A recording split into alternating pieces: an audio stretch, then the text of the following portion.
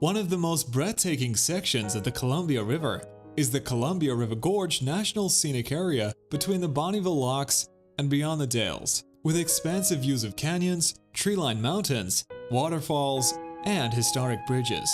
But getting there requires navigating one or more locks, which can be intimidating to new and even experienced boaters. In this video, we'll demonstrate how easy locking through can be, with clear step-by-step instructions to ensure a successful journey.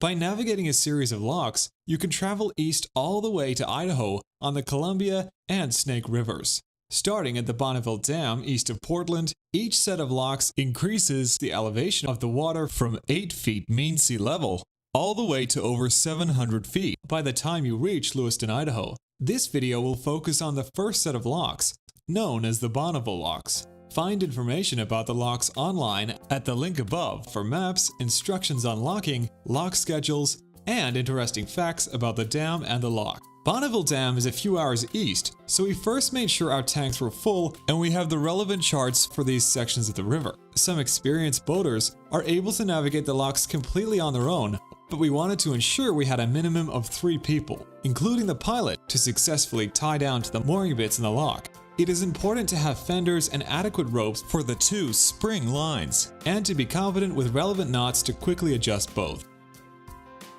Locking through instructions indicate you should contact the lock operator 30 minutes prior to arrival, so we consult the charts to determine the appropriate place. You can see on the charts the Bonneville Dam is located at mile marker 145, and we had planned to cruise at about 20 knots, which meant we'd want to establish first contact within 10 miles, or mile marker 135, which was after Sand Island just before Multnomah Falls. One thing to note as you're calculating your location is that as you approach the dam, the lock operator may warn you of a push, which means the currents are high from the water being released from the dam, and that may slow you down significantly.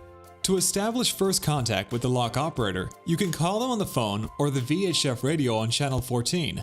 To contact the operator, simply tune to channel 14 and verify the channel is clear and say, WUJ33 Bonneville Lock, this is Sundance. I am approaching the lock eastbound and expect to arrive in 30 minutes to lock through. You should tell them the type of boat you are driving, such as a powerboat or sailboat, and the total length. And of course replace the Sundance with your boat's name. As you approach the locks, watch for turning points as shown on the charts, which the lock operator might describe as a large round concrete tank. This is the point to turn right towards the lock, and it is important to turn here instead of left towards the dam and its dangerous currents. At this point, you can make radio contact with the lock operator again and follow their instructions, including when to enter the lock, which side, and mooring bit to use for your craft.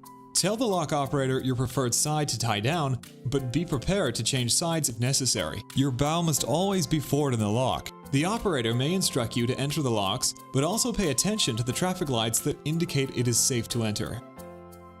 Take 2 spring lines, one tied to the bow and one from the stern, and bring them to the center of the boat. Each rope should then be wrapped around the mooring bit with a single turn. The ropes should then be held by rope handlers on your boat. For your crew's safety, it's important that the ropes not be tied to the boat. This is because the bit is designed to raise and lower with the water level.